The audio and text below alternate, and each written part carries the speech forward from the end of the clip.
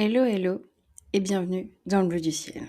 Il y a quelques jours, je regardais l'interview de Monsieur Thomas pour le Clic d'Alix et il a évoqué le fait qu'il n'était pas ambitieux, qu'il appréciait sa vie comme elle était et que c'est son compagnon qui l'avait poussé à se tourner vers l'influence et par conséquent à abandonner son poste de directeur de magasin. Il évoquait que monter dans la hiérarchie et faire des projets plus fous les uns que les autres n'était pas ce qui l'animait foncièrement. J'ai trouvé son raisonnement très intéressant, ce qui m'a permis de m'interroger sur l'ambition et quel impact elle a sur moi aujourd'hui et quel impact elle a eu sur moi par le passé. Dans un premier temps, définissons l'ambition, pour que nous soyons tous d'accord sur le sens de ce mot.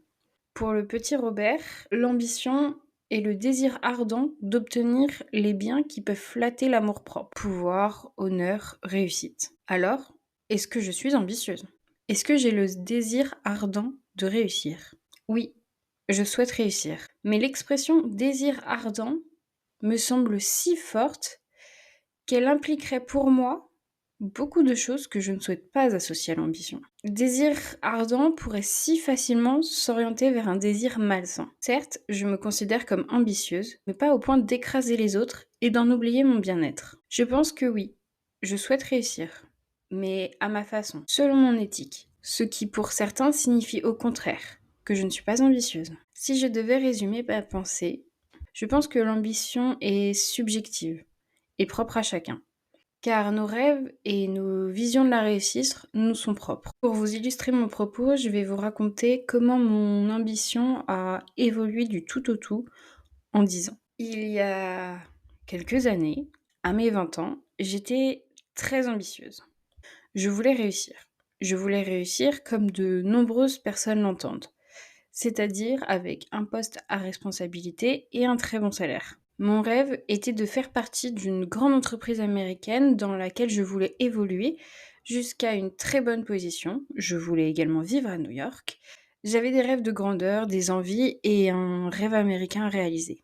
Puis, avec les années, mes envies ont changé. Je ne voulais plus faire partie d'une grande entreprise américaine, je ne voulais plus vivre à New York et je ne voulais plus gravir les échelons pour plusieurs raisons. Premièrement, mon avis et surtout ma perception des États-Unis a changé du tout au tout. J'avais en tête le rêve américain, les films romantisés et idéalisés, et tout ce qu'on peut vous vendre comme quoi le pays est génial. C'est ce qu'on appelle le soft power, qui se définit par la capacité d'un État à exercer une influence sur la scène internationale, ne se résumant pas à sa seule puissance militaire. Je dirais qu'avec le temps, ce soft power est de moins en moins important et que l'image des États-Unis s'est détériorée, principalement à cause de décisions politiques, de mouvements sociaux réprimés ou qui ont eu peu d'impact. Et surtout, un durcissement des opinions extrêmes avec une augmentation du racisme et du conservatisme.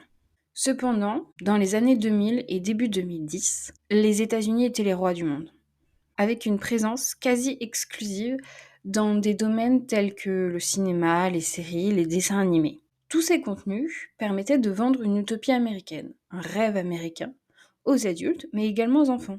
Et je suis tombée dedans. On ne va pas se mentir, je rêvais d'être une héroïne d'High School Musical, de Camp Rock, des Frères Scott, ou encore de Gossip Girl. La différence par rapport à la France me fascinait. J'avais l'impression qu'avec ce pays, tout était possible. Alors, travailler dans une grande entreprise américaine et monter les échelons semblait alors réalisable, possible et cohérent. Cela représentait un challenge que j'étais prête à affronter, mais aussi une récompense pour mon travail et mon engagement. Je commençais déjà, par mon exposition à ce soft power, à adopter la mentalité américaine. Mais je ne voyais que l'exception, la réussite. Je ne voyais pas derrière tout cela ceux qui échouent, ceux qui souffrent de ce système pas si parfait. Commençons avec le droit américain, principalement le droit du travail. Il ne protège pas les employés. Vous pouvez vous faire virer du jour au lendemain sans réel motif. Les heures de travail sont énormes, les vacances inexistantes. Et je ne vous parle pas des conditions de travail. Et du SMIC américain qui est extrêmement faible. Et ça, ce n'est que la partie visible de l'iceberg. Parce que le système américain ne s'arrête pas là. Mais autant vous dire que vivre pour mon travail dans un système où je pouvais tout perdre du jour au lendemain n'est pas vraiment mon idéal de vie.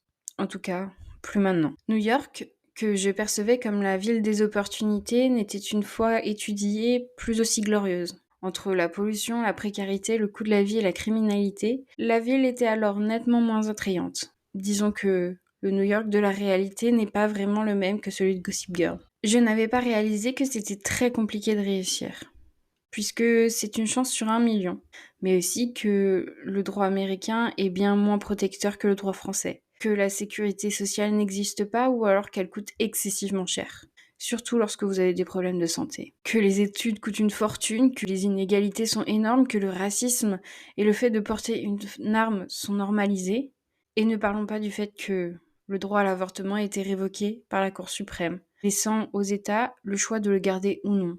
En avançant dans mes études et en étudiant les USA, je suis allée de désillusion en désillusion, passant du rêve américain à je ne suis pas sûre de vouloir remettre un jour un pied là-bas. Mes rêves de grandeur se sont-ils éteints? Non, je ne pense pas, mais ils ont bien changé. Et surtout, je ne leur accorde pas la même importance. Aujourd'hui, mes rêves sont bien différents.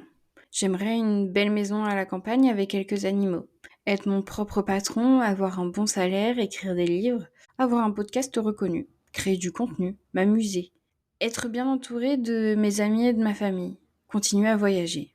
Mais j'ai des objectifs qui sont aussi moins tangibles, comme aider les gens, leur apporter de l'espoir. Je souhaite pouvoir changer les choses, ou en tout cas aider à les changer.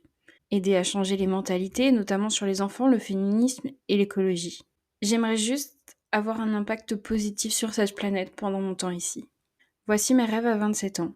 Ce sont mes rêves aujourd'hui, mais ils peuvent changer. Car j'en aurai sûrement réalisé quelques-uns d'ici quelques années et parce que ma vision du monde aura elle aussi peut-être changé. Mes rêves ont changé, certes, mais est-ce que, comme le dit le petit Robert, le désir ardent d'obtenir des biens qui peuvent flatter l'amour-propre, autrement dit, est-ce que mon désir de réussir dans ce que j'entreprends et de réaliser mes rêves est moins ardent? Oui et non. Oui, il est moins ardent dans le sens où j'ai appris à faire confiance à la vie et au destin. Si mes rêves peuvent se réaliser, alors ils se réaliseront. Cependant, si mes envies changent, si ma vie m'amène autre part, alors c'est ok. La vie m'a appris que peu de choses arrivent comme prévu, alors pourquoi prévoir avec inflexibilité quelque chose qui arrivera comme cela doit arriver? Alors oui, je suis ambitieuse, mais à ma façon. Sur ce, je vous souhaite une bonne journée, une bonne semaine, et à la semaine prochaine.